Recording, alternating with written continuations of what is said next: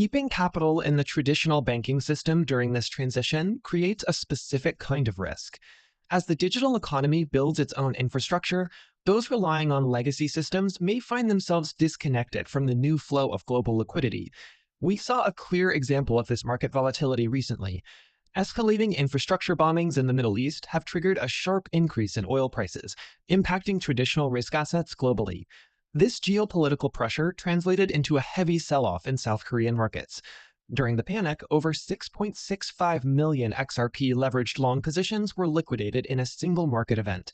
While retail positions were being liquidated, institutions used the opportunity to accumulate assets at a lower cost basis. This sequence follows a familiar pattern where institutional players move in once retail panic has cleared the board. Navigating this volatility requires looking at the SEC's new regulatory framework. This document provides the first official categorization of these assets, offering a patch to identify institutional deployment before the next market shift in April.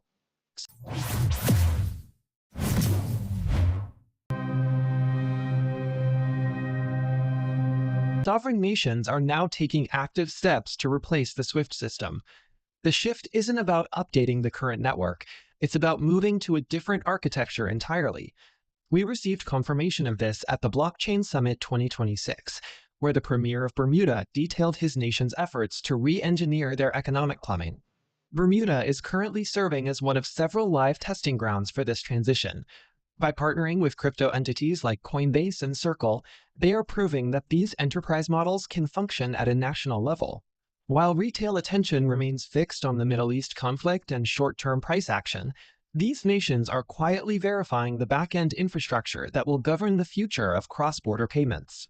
To track these specific infrastructure changes in real time, scan the QR code to join our Telegram and ensure you are subscribed for updates.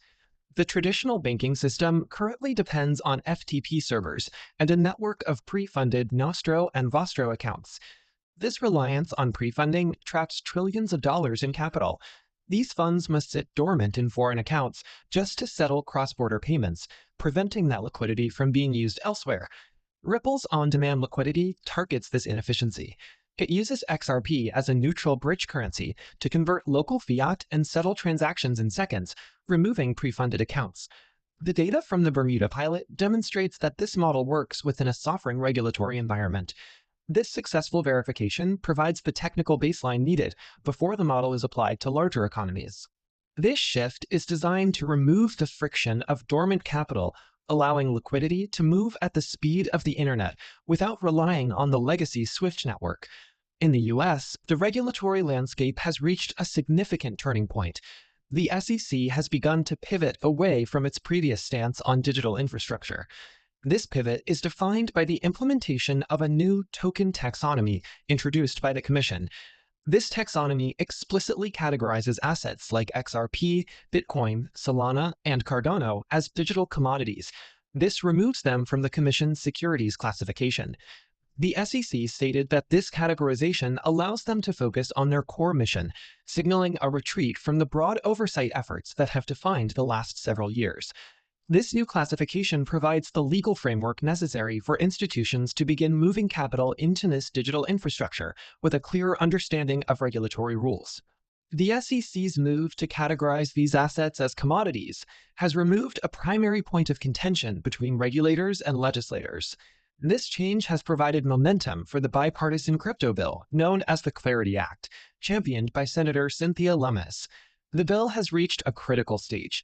The Clarity Act is officially scheduled for a markup vote in the Senate Banking Committee this April, immediately following the Easter recess.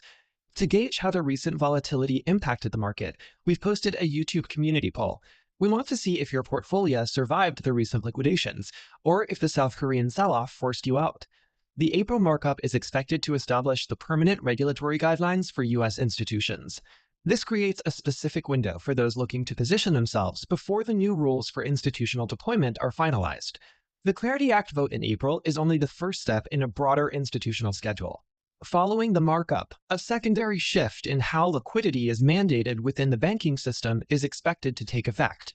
This upcoming liquidity shift is tied to the way banks handle cross-border settlement. By moving to the new digital infrastructure, the demand for bridge assets like XRP is projected to change the current supply dynamics. To understand the specific mechanics of this upcoming liquidity shift and how it impacts the supply of digital commodities, click the video on your screen now. As the transition from the legacy SWIFT system to the new digital infrastructure continues, understanding these legislative and technical triggers is becoming essential for navigating the global financial landscape. Stay ahead in the crypto market. Subscribe now for the latest global news and updates.